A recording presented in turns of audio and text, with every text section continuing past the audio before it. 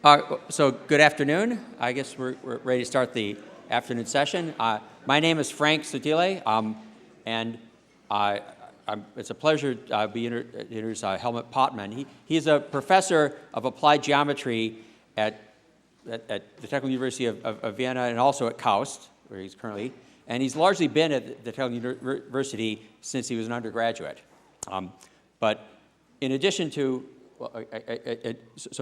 his professional life, he's had many awards, including the Gauss Lectureship of the DMVAU in 2017, the Bézier Award from the Solid Modeling Association, and we need to get to his talk, so I'll continue. So with this, so for we SIAM members, we note that he became a fellow of the SIAM in 2018, and is on the editorial board of the SIAM Journal of Applied Algebra and Geometry, which I suspect you've heard of. Helmut is the author of two beautiful books. You should look at them. One is on computational line geometry, and the other architectural geometry. He's noted for his work in applying computational geometry and geometric modeling to architecture in support of free-form structures, which I hope you've seen, some of that work in general. And he's the scientific advisor of the company Evolute, which commercializes this activity. So today he's going to talk to us about applications of sphere geometries to computational design. Yeah, thank you very much, Frank. Thank you for the kind introduction.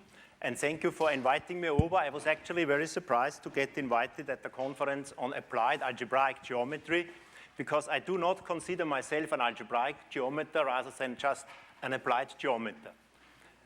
And actually, I believe that applied geometry, usually when you solve a problem in application, it is quite difficult to reduce it to a single area. So usually several areas are involved, several areas of geometry, of applied math, computer graphics, and so on. What I want to show today is that it is actually an advantage if one works in the right type of geometry, which may not immediately be apparent which this is, and even in the right model of that geometry.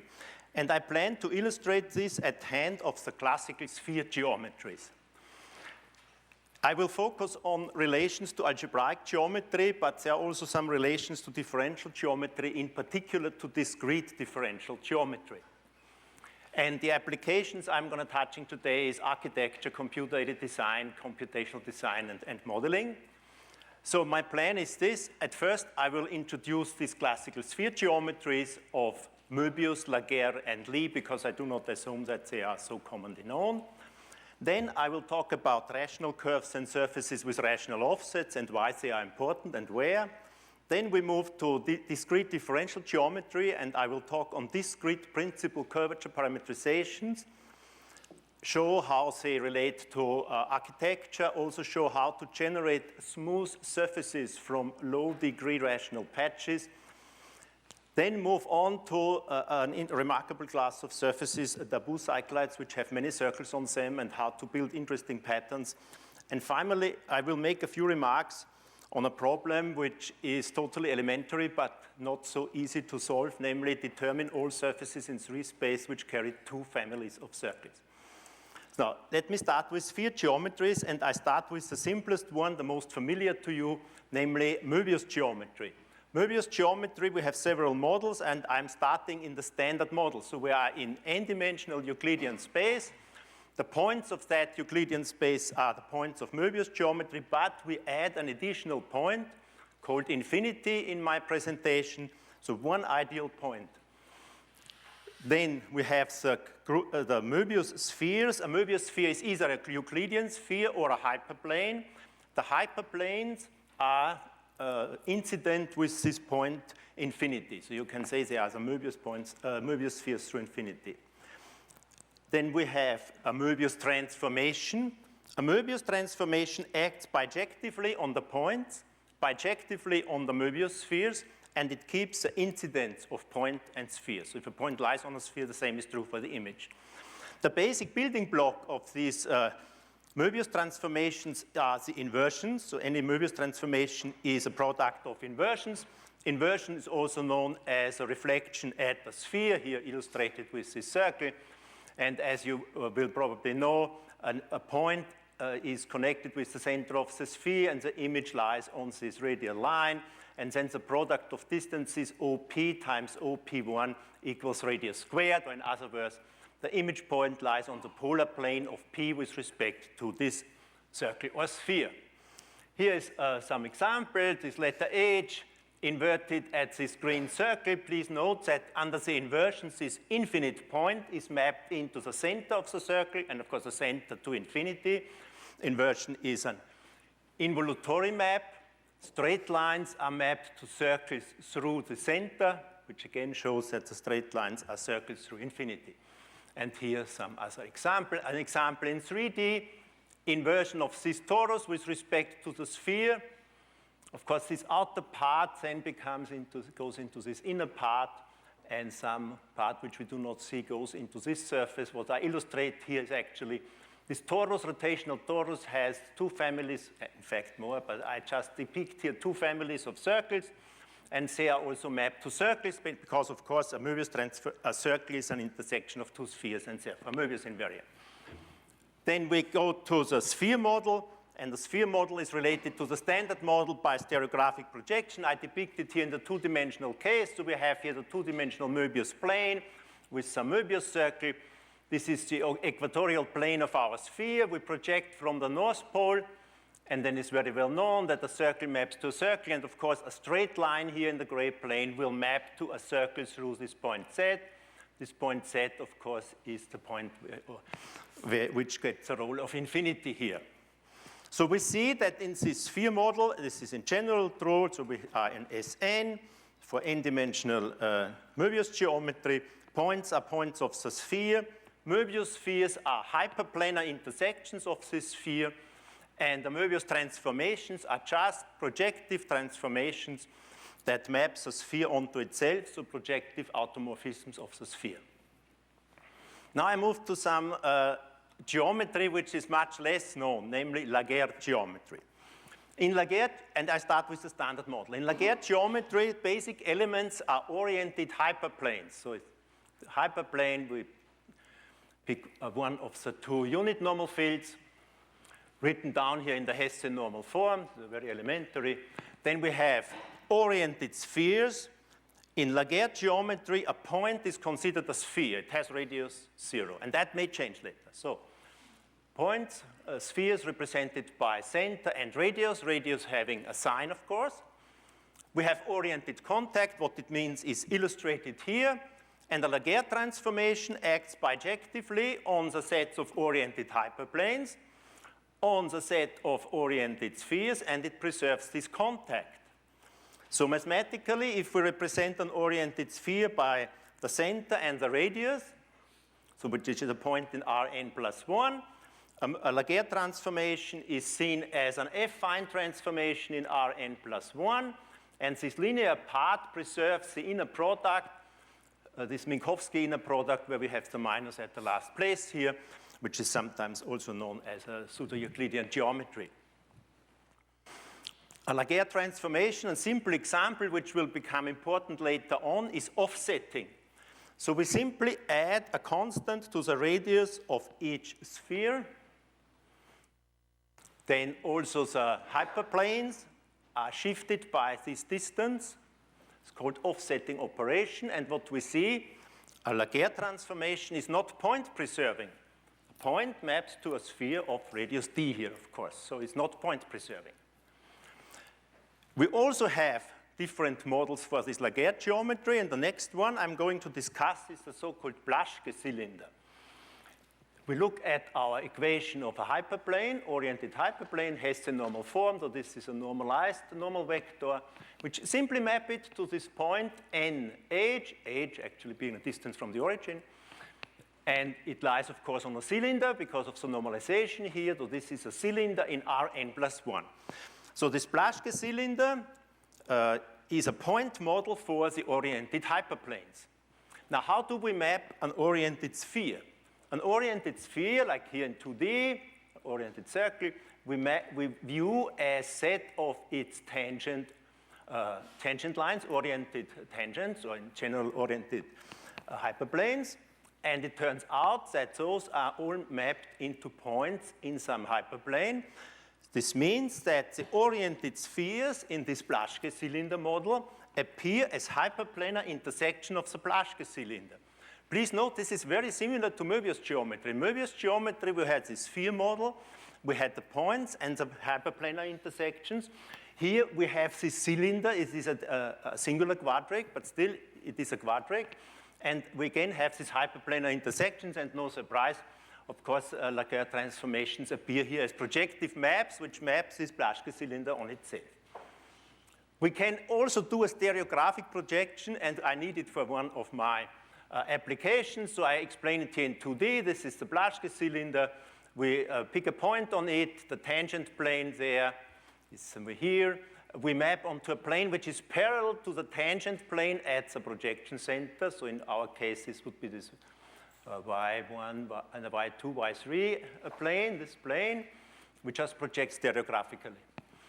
One has to be a little bit careful about what to do with this straight line. You need an appropriate closure, but I'm not going to discuss this here. So the oriented spheres are mapped actually to some paraboloids in 2D, to parabolae, which can be viewed as circles in so-called isotropic geometry, which is not important later on, and therefore I don't spend too much time on it. These two geometries, Möbius and Laguerre, are part of a more general concept, namely Lie geometry. Lie sphere geometry has as basic elements the oriented Lie spheres, and such a Lie sphere may be a point, infinity, an oriented sphere, or an oriented hyperplane. So all the stuff we had around before is put into one class. We still have the oriented contact, and then a Lie transformation is bijective in the set of these oriented Lie spheres, and it preserves the oriented contact. Again, we have a quadric model. I will not go into details here. You can come up with nice coordinates and find such a quadric model. So for example, the Lie spheres in 3D are mapped to some quadric in 5-dimensional space, which is not exactly like the Blücher quadric because it has a different index. But again, in this quadric model, the Lie transformations appear as projective automorphisms, and contacting Lie spheres are seen as conjugate points.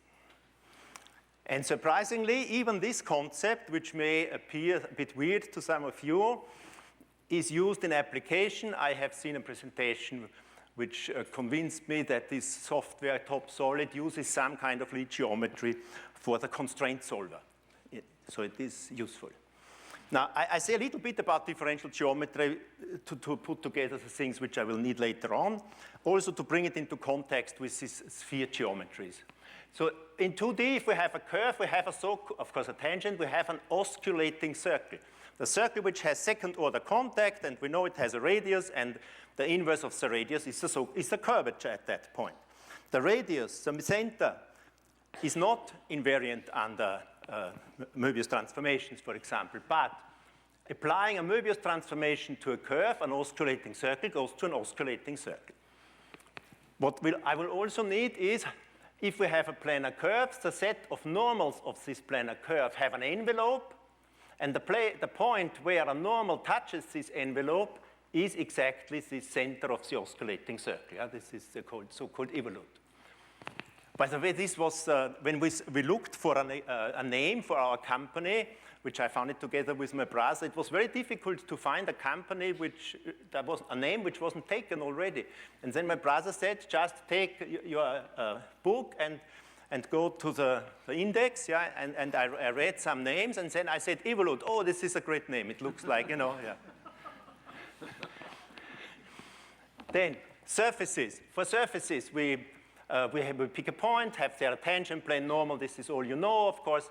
We take planes through the normal, like this green plane. Such a green plane intersects a surface in a planar curve, which then has a curvature. And when we rotate about this normal, the curvatures will in general change. And there is a maximum and a minimum normal curvature, which are known as the principal curvatures. And they occur in orthogonal directions, which are called the principal curvature directions. In my case, this is the x-axis and the y-axis. And we have a sign, of course, here, depending whether the osculating circle lies on one or the other side of the tangent plane. Then the product of these two principal curvatures is a famous Gauss curvature, with positive curvature, negative curvature, and in the limit 0 curvature. Please note that, for example, a Möbius transformation will not keep the sign of Gaussian curvature. So this is not Möbius invariant. However, principal curvature lines or principal curvature parametrizations are Möbius invariant.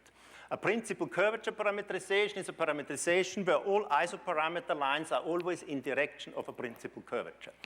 So this is preserved. Now I come to my first application. The first application deals with offsets. So I start to explain it in 2D. If we have a curve, an offset at distance d is just, it lies at distance d to that curve. We take the points of the base curve and walk a distance d along the normal to get this green curve, which is the offset as distance d. It arises in various applications. For example, when you mill a pocket out from a 2D plate with a cylindrical cutter, you have to lead the cutter on an offset of the profile you want to mill. Or if you want to lay down some material in layered manufacturing, this extrusion nozzle is sometimes laid along these offsets. Or in 3D, when you want to model plates of constant thickness, of course, you also have the offsets coming up. And for various constructions in CAD, the offsets play a role. However, there's a problem, because in a CAD system, the curves are usually represented in NURBS form, non-uniform rational B-spline, which means they are pieced together from rational curve segments. However, the offset of a rational curve is in general not rational, and I will allude on that a little bit.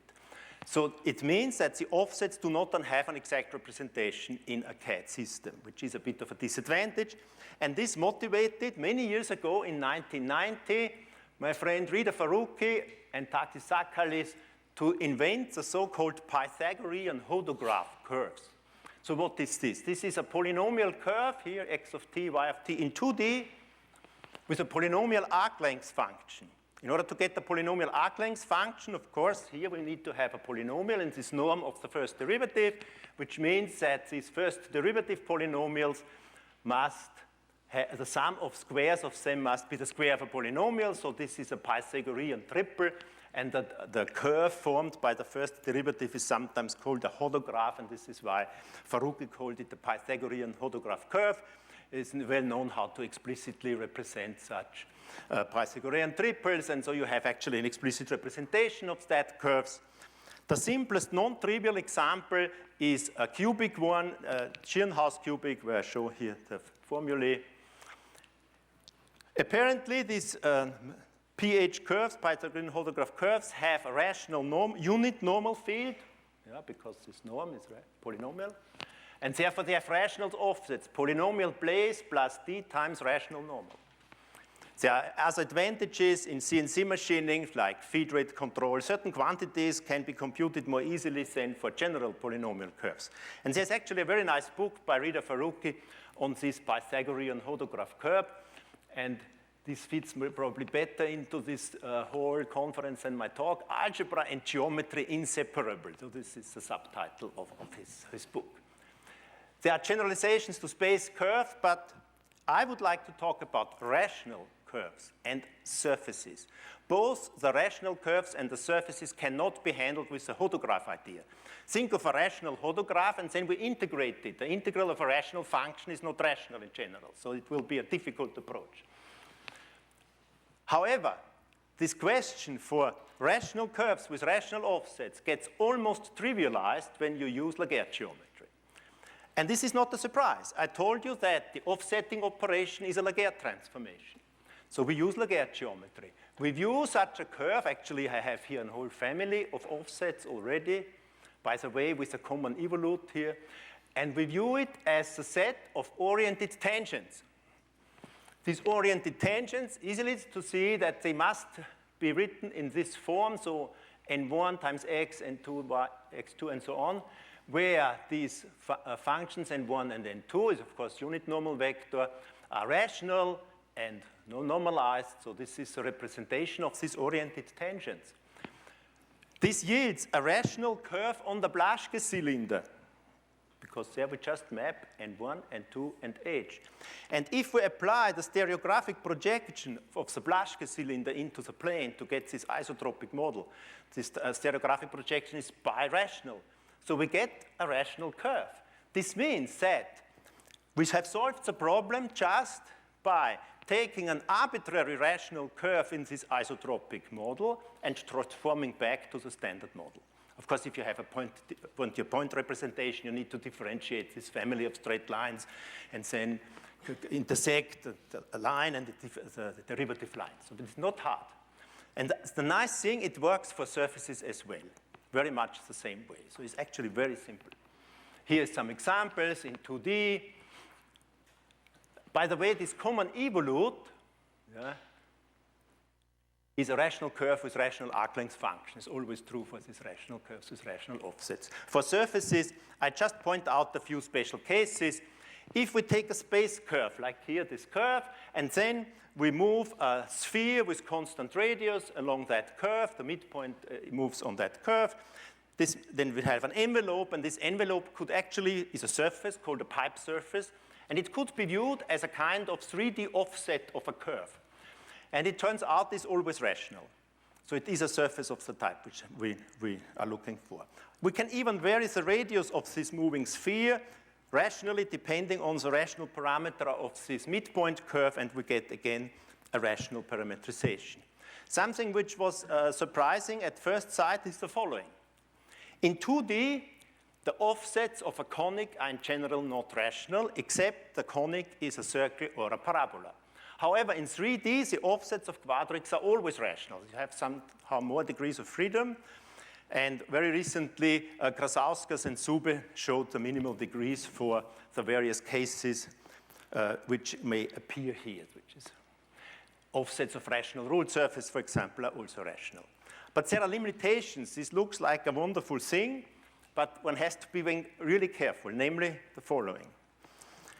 The problem here is when a surface has a change from positive here to negative curvature. This occurs at these parabolic curves, which are shown in blue here, where the Gaussian curvature is 0.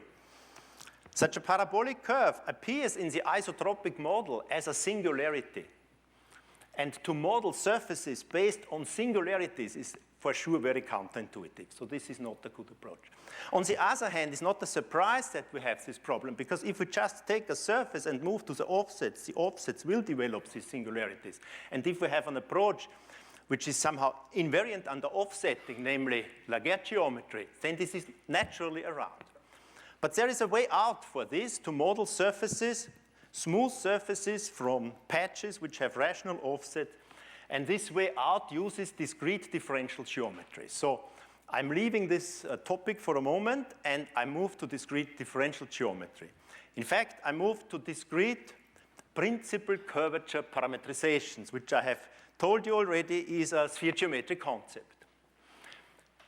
So all what I tell you is joint work with many people, and I do not always mention it. At the very end, I will show all of them. The motivation here comes from architecture.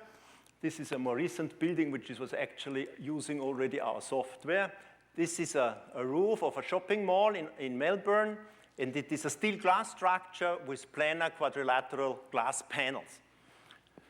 Here from inside. So the question here in this so-called freeform architecture is, how do we model surfaces from meshes which have planar quadrilaterals?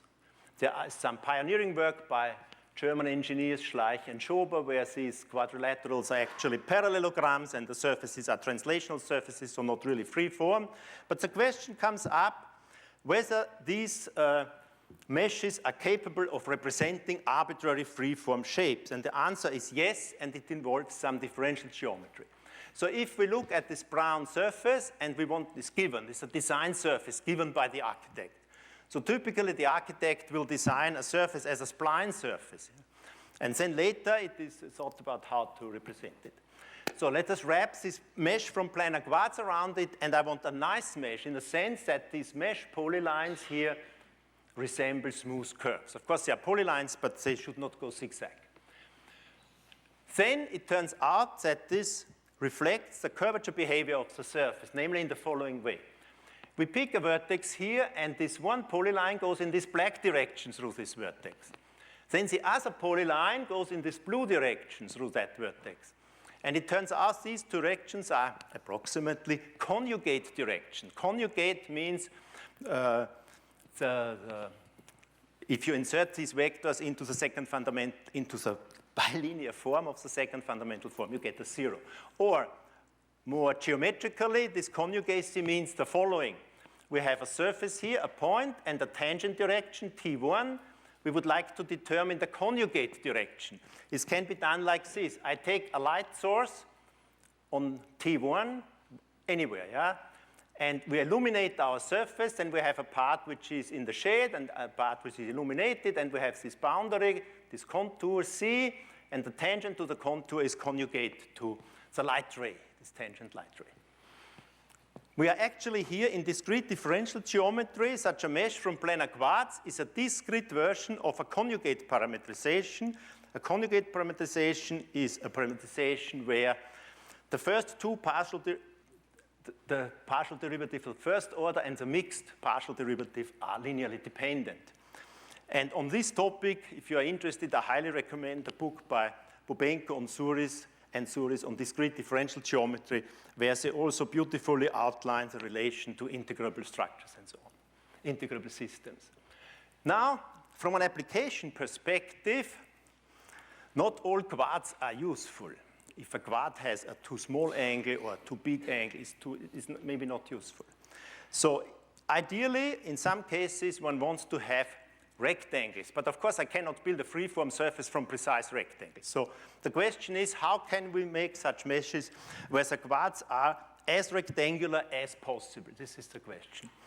Now, it is known in differential geometry, if two tangent directions at the point are conjugate and orthogonal, then they are the principal directions. This shows us immediately that my question here is actually the question for discrete principal curvature parametrizations. And this is a sphere geometric concept. So it should come out in a nice discretization. It should come out that we see this sphere geometric background. And I would like to show you two versions. One are the so-called circular meshes. A circular mesh is a mesh where each quartz has a circumcircle. This is a Möbius geometric concept, but one has to take it with a little bit of care. It is Möbius geometrically invariant as a set of vertices and circumcircles of the faces. The straight edges will be mapped in general to a circular arc and the flat faces to spherical patches. But in the way I explain it, it is a Möbius geometric concept. By the way, why is this some rectangularity condition? You could argue if a quartz is inscribed in a circle, it's well known the sum of opposite angles is 180 degrees, so of course the average is 90 degrees. Now for architecture, it is even better to use so-called conical meshes. A conical mesh is a mesh from planar quadrilaterals where at each vertex, and we have regular combinatorics, so there are four faces meeting at that vertex, where these four face planes are tangent to a right circular cone. So this would be one of there's a cone axis here also, tangent to a right circular cone. But in a right circular cone, I can put a tangent sphere, of course, so it is equivalent to require that these four planes are passing through that vertex and are tangent to a sphere.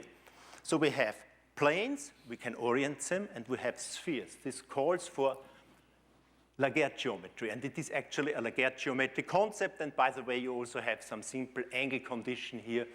The sum of opposite angles is the same. And in the limit, in the smooth limit, is of course, the average is 90 degrees. Now, a little bit more here. If we have an edge of such a mesh, we have a cone sitting here and a cone sitting here. And the cone axes lie in a plane. This is a simple consequence of the symmetry properties of such a rotational cone. And this has a practical meaning because one can place the prismatic supporting beams of a support structure such that their middle planes are exactly in these planes, and then the four beams which come together in a node nicely meet here at an axis. This is in general not the case, so such a node can be quite complicated.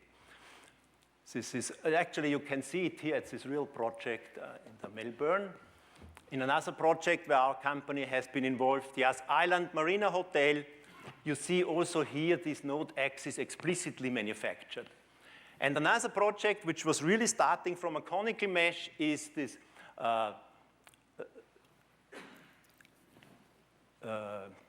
Eiffel Tower pavilions, the Eiffel Tower pavilions, which started by, which is a structure that was built a few years ago on the first platform of the Eiffel Tower. 3 pavilions with nice curved facades, glass facades, and originally one had here a conical mesh, and then you do some smoothing, and in fact the panels here are not flat, they are here cylindrical to make it appear smoother, but it is along a principal curvature parametrization. So this is how it looks now, and there are other things. Now this thinking about meshes with offsets actually, because these conical meshes have Lagrangian variants, so we can offset them, constant distance, so we have offsets at constant phase distance, I may have forgotten to mention that, led to a curvature theory for discrete surfaces. This is joint work with Bubenko and Johannes Wallner, who is sitting up there. And this is, two meshes are called parallel if they are combinatorially equivalent and corresponding edges are parallel. So this is shown here. So they are polyhedral meshes. We are talking only about polyhedral meshes here, so planar faces. So we have this brown mesh here, and to get curvatures, we need somehow unit normals at these vertices. And these unit normals we get in a discrete way by asking for a mesh which is parallel to the brown mesh and approximates the unit sphere. So this blue mesh shall be the candidate. Then we would have here vertices of this mesh. For example, this vertex corresponds to this vertex here. Connecting the center of the sphere, the unit sphere, with this vertex is our discrete unit normal vector, which we can add here. And we can then we have now discrete unit normal vectors everywhere. We can construct an offset by taking the base mesh plus the distance d times these unit normal vectors, which gives another parallel mesh to the base mesh. And this is called an offset mesh. By example, for the conical mesh, it turns out that these sphere approximations, which we call Gauss images, have the property that the faces are tangent to the sphere. For the circular meshes, the vertices would lie exactly on the sphere, and so on. And when one has this, one can do something that goes actually back to Jakob Steiner. You have a surface, you compute the offset, and you compare the surface areas of the base and the offset, and you get this nice formula. And if you compare with the classical Steiner formula, you find out that it makes sense to define curvatures in a face. So we have our surface, a polyhedral mesh, which has planar faces, the corresponding face on this sphere approximation, the Gauss image, and the curvatures come up as Gauss curvature equals area of this Gauss face divided by the area of the face of the base mesh, not a surprise. Mean curvature is minus the mixed area of these two. Mixed area is something that comes up in convexity, divided by the area of it. So I have some very nice explanations here. I don't go more into detail, but I just wanted to show you that it can also be that the application motivates some theoretical investigations. Not only the other way around, at first I have a theory and then I look for some applications. It can also go in this way. And it does not apply to quad meshes only. I show you here a discrete minimal surface from hexagonal mesh from planar hexagons. And please note this negatively curved surface here features planar hexagons which are not convex, and they cannot be convex, in fact. This is valid for polyhedral surfaces, different from triangle meshes. So why not a triangle mesh? Because we need the concept of parallel meshes. And a parallel mesh to a triangle mesh is just scaling the triangle mesh, because if I have two triangles with parallel edges, they are similar to each other. So here this parallelism doesn't work. There is another type of offset which is actually practically very interesting and surprisingly also related to sphere geometries. This is an edge offset.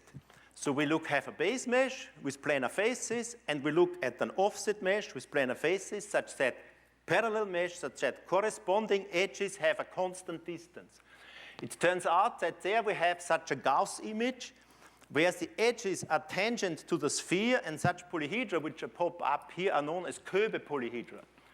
They are determined by the combinatorics, actually. And I see here Boris Springborn. He is a big expert on that, so if you want to know more about it, ask him. It turns out that with this geometry, one sees actually that such an edge offset mesh is also Laguerre geometric. However, we cannot represent an arbitrary shape by such an edge offset mesh.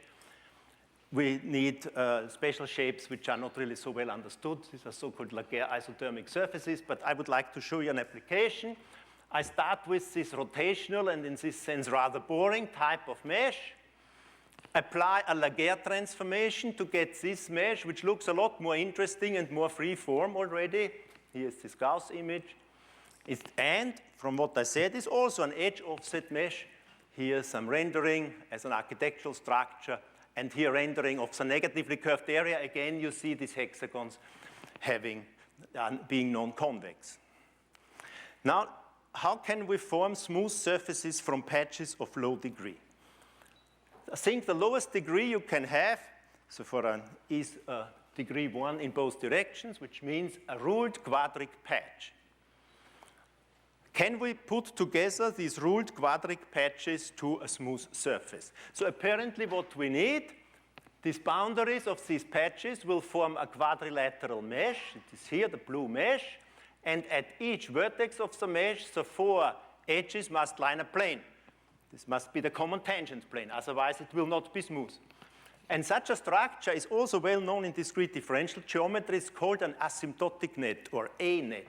It is a discrete version of an asymptotic parametrization. What this is a parametrization where the isoparameter lines are always in an asymptotic direction. It's a direction with vanishing normal curvature. It applies only for negatively curved surfaces, saddle-shaped surfaces.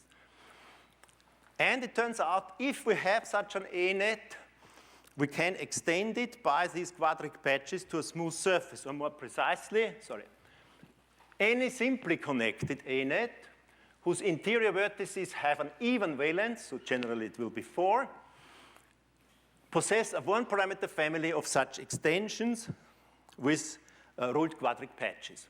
So why is this not trivial? Let us pick this vertex here. We have valence 6. Let us say in this first quadrilateral phase, we put a ruled quadric patch. We have 1 degree of freedom to doing that. We take just one solution. Then, by requiring tangency to the next patch is determined. The next is determined, and so on. Patch P6 follows from P5, but then it has to meet smoothly to P1. So this is a closure condition which you have to prove, but you can prove it always holds. And here are some results.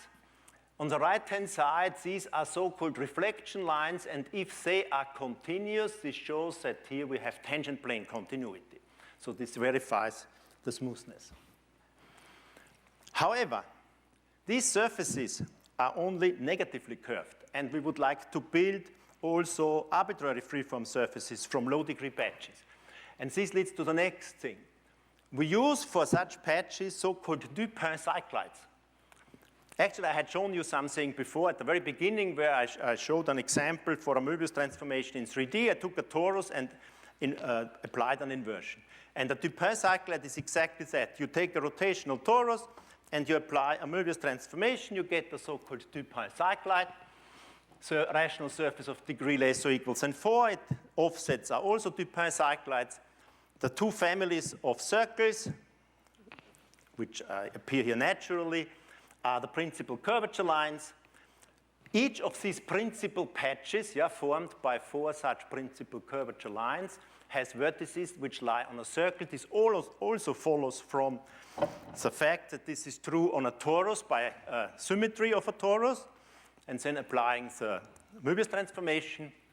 So the question appears, if we have now a circular mesh, can we put such a patch into each of these faces so that eventually all these patches meet smoothly?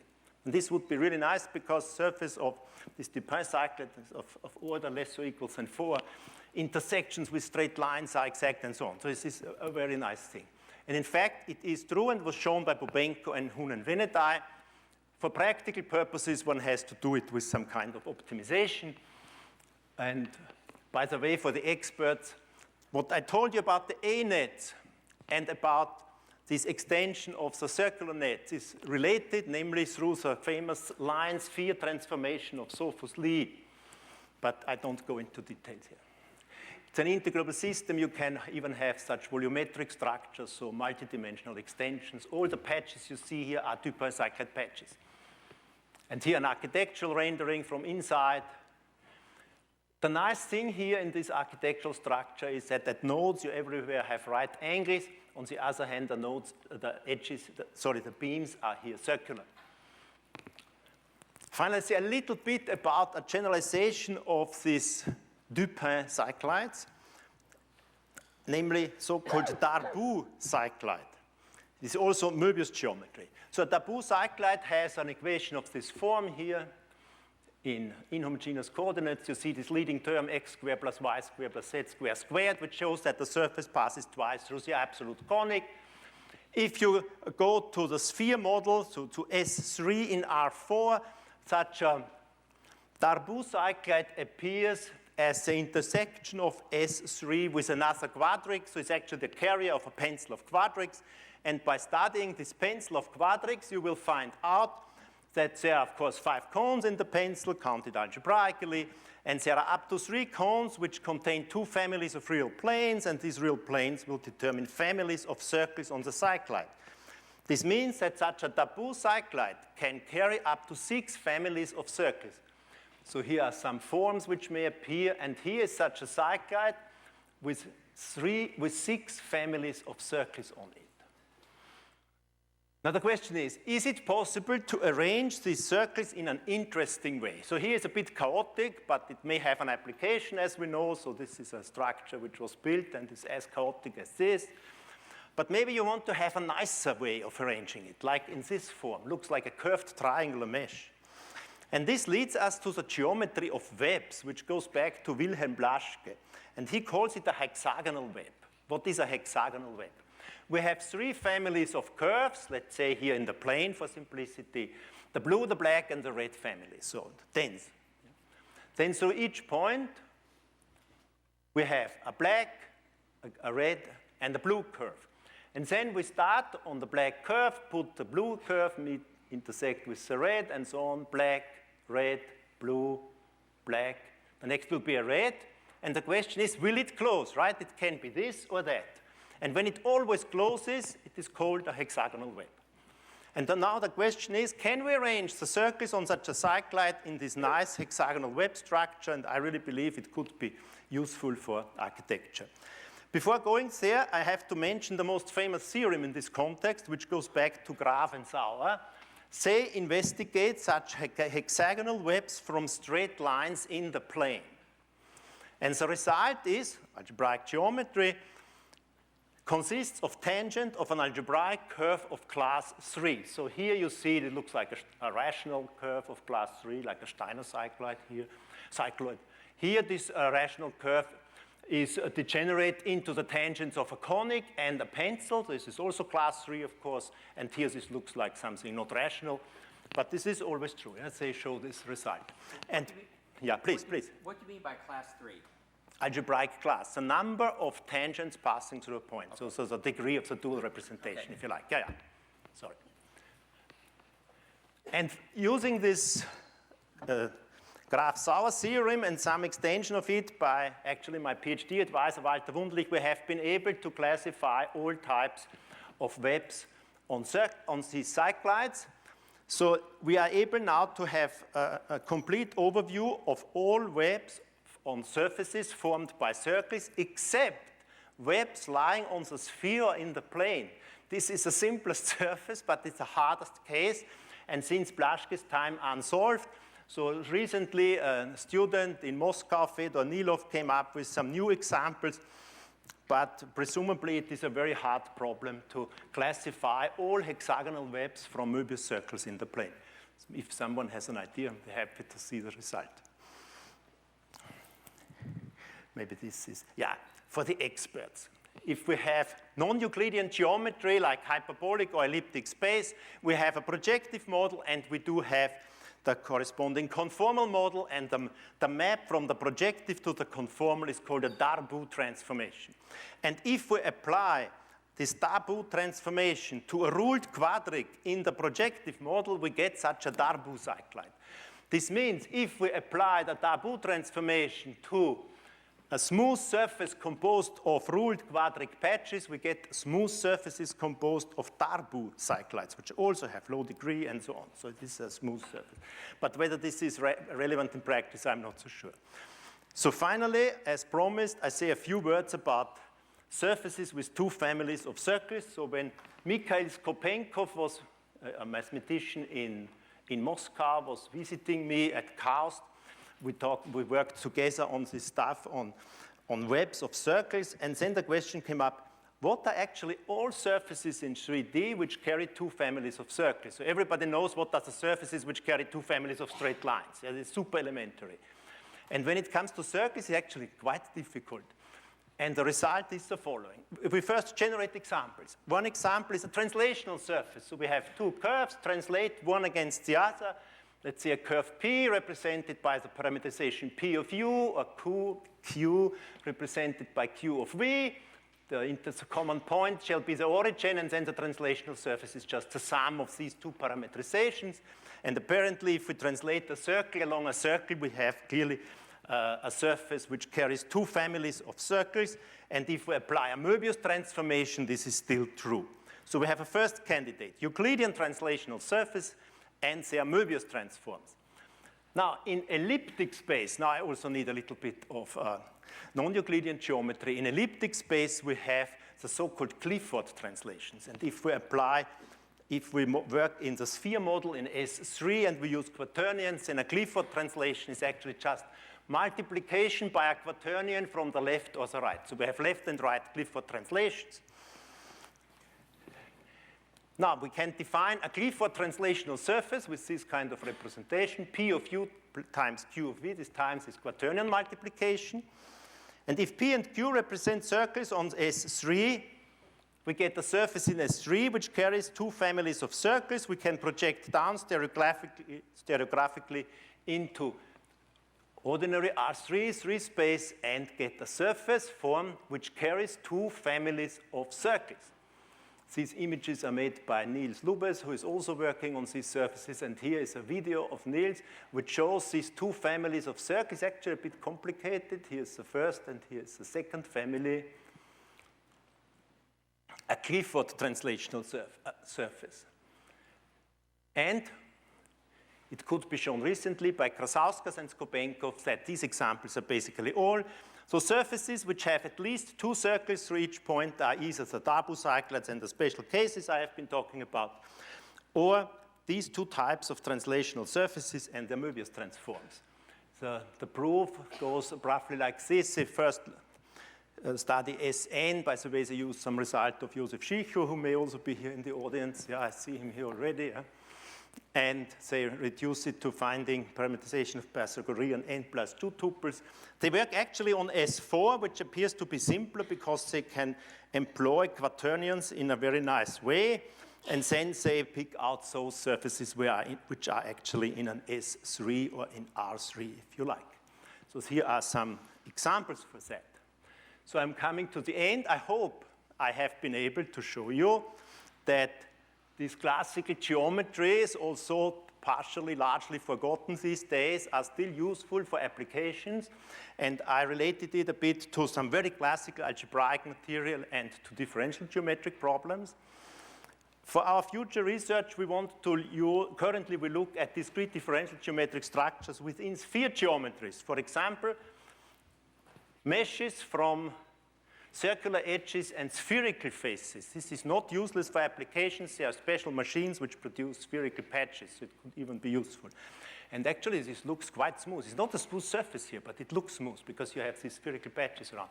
Or another interesting structure are meshes which what we call spherical vertex stars. These are quad meshes where a vertex and the four connected neighbors lie on the sphere, which gives a new way, for example, to discretize constant mean curvature surfaces. And another topic I'm working with Sasha Bubenko and several of his students are special patterns of circles like those shown here. So we have this quadrilateral arrangement of circles where everywhere you have an in-circle. It uses Lie geometry and, by the way, is also related to pencils of quadrics somewhere in the Lie quadric. And as I said, what I showed here is, of course, not just my work, and it is a work of many people, co-workers, so I'm very lucky to have so many good collaborators who are always willing to work with me. And finally, I have to advertise, yeah? And I mean, the KAUST is a great place to work, but it's not so easy to fill the positions you are having there. So if you are really interested in this type of material and you want to do some kind of applied geometry, I will be very happy to consider an application, either a PhD student or as a postdoc. And finally, I want to mention that somehow follow-up on my talk will be this mini symposium on geometric design for fabrication. So I would like to thank our sponsors for our research, and very much I would like to thank you for your interest and for your patience with me. Thank you very much.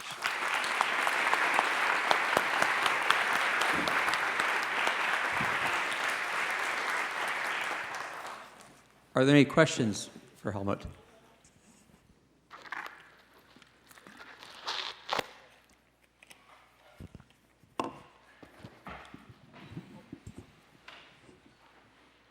Okay, I'll ask one. So, yeah, you were interested earlier with offsets. right.